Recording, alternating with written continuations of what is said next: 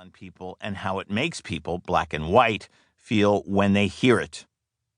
You need to cringe sometimes to understand the real world.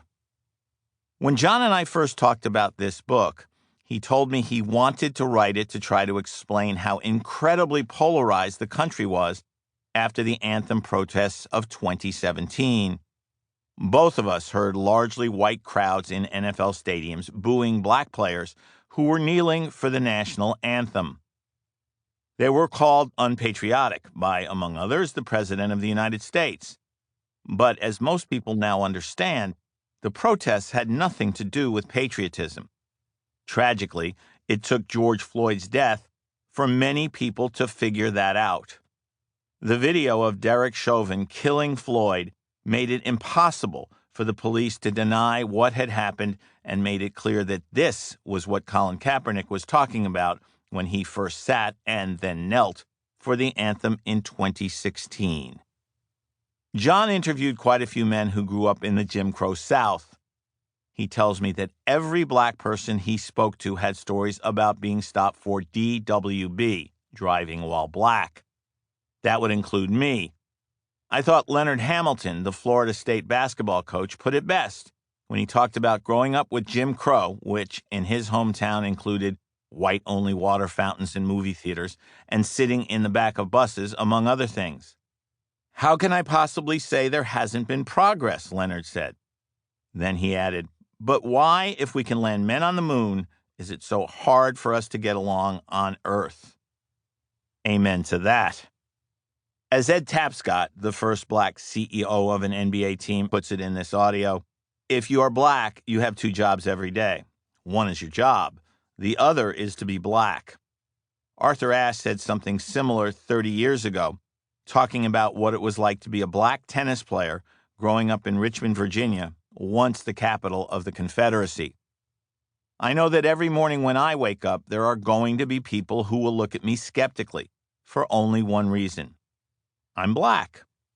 After my wife and I moved into a new house and a new neighborhood last summer, I suggested we take a walk to get to know our way around.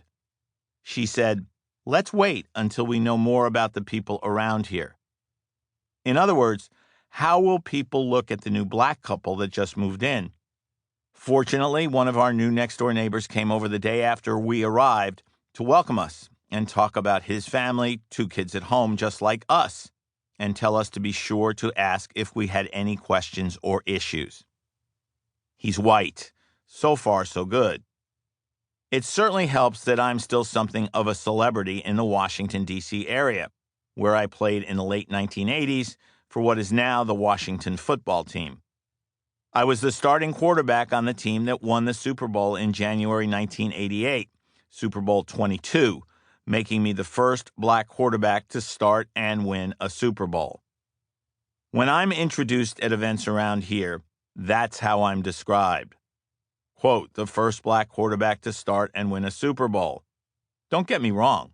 I'm very proud of that accomplishment and proud of being voted the MVP in that game. But perhaps someday I'll just be a quarterback who started and won the Super Bowl. Not likely, but it would be nice to get to a point where we don't keep track of how many black quarterbacks have won a Super Bowl. Right now, the number is 3. Russell Wilson won one with Seattle in January 2014, and Patrick Mahomes won one with Kansas City in February 2020. I suspect that this number will grow considerably in the next few years, given all the talented young black quarterbacks currently in the NFL, and given that black quarterbacks are more likely to get a fair chance than they got years ago. Several black players before me could have won Super Bowls or championships before the Super Bowl era playing quarterback. But it was hard to do that since they weren't allowed to play the position after college. I look forward to the day we stop counting. Sadly, even in 2021, what Ozzie Newsome, the NFL's first black general manager, said about his experience as a 14-year-old trying out for a Pop Warner team and his present feelings about it still apply. Ozzie said he knew in 1970 that there was no way he would be given a chance to play quarterback.